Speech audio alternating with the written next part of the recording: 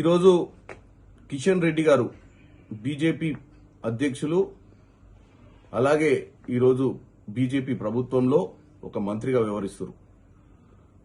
ప్రజల సమస్యల కోసం ప్రజాక్షేత్రంలోకి వెళ్లి అక్కడే ఉండి వాళ్లతోటి ఈరోజు రాత్రి నిద్రించి వాళ్ళ సమస్యలు తెలుసుకోవడాన్ని తప్పు పడతలేదు. ఎందుకంటే ప్రజాస్వామ్యంలో నాయకులు అది చేసినప్పుడు అందరూ హర్షిస్తారు.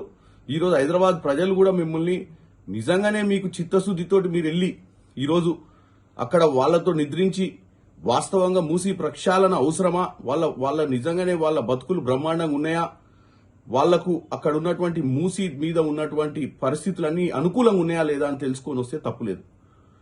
కానీ కేవలం ఈరోజు ప్రభుత్వం తీసుకుంటున్నటువంటి నిర్ణయాన్ని అడ్డుకోవడమే లక్ష్యంగా పోవడం తప్పంటున్నాను.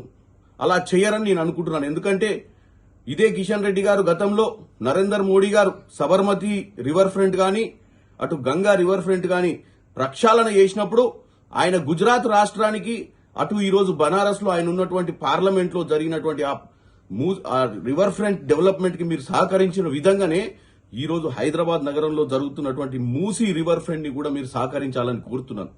మన దక్షిణ భారతంలో మనం కూడా వాళ్ళ మాదిరిగా గుజరాత్ మోడల్ చేసుకోవాల్సిన అవసరం ఉంది. దీనికి రాజకీయాలకు అతీతంగా మీరు బీజేపీలో ఉన్నా గానీ మిమ్మల్ని ఓట్లేసి గెలిపించినటువంటి తెలంగాణ ప్రజల కోసం పనిచేయాల్సిన అవసరం ఉంది. ఈ రోజు మన హైదరాబాద్ నగరం నడిబొడ్డు నుంచి ప్రవహిస్తున్న ఈ మూసీ నది ప్రక్షాళన అవసరము.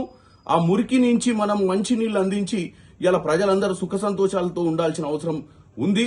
మీరు కూడా దాన్ని గ్రహించి మీరు రాజకీయాలు చేయకుండా ఏదైతే మీరు గతంలో నరేందర్ మోడీ గారిని ఏ విధంగానైతే హర్షించిర్రో ఆయన చేస్తున్నటువంటి అక్కడ సబర్మతి గాని గంగా గాని ఇక్కడ కూడా మీరు సహకరించాలని కోరుకుంటున్నాను. మరిన్ని వీడియోస్ కోసం ఛానల్ ని సబ్స్క్రైబ్ చేయండి. లేటెస్ట్ అప్డేట్స్ కోసం వాట్సాప్ ఛానల్ ని ఫాలో అవ్వండి. ఆ లింక్ డిస్క్రిప్షన్ లో ఉంది.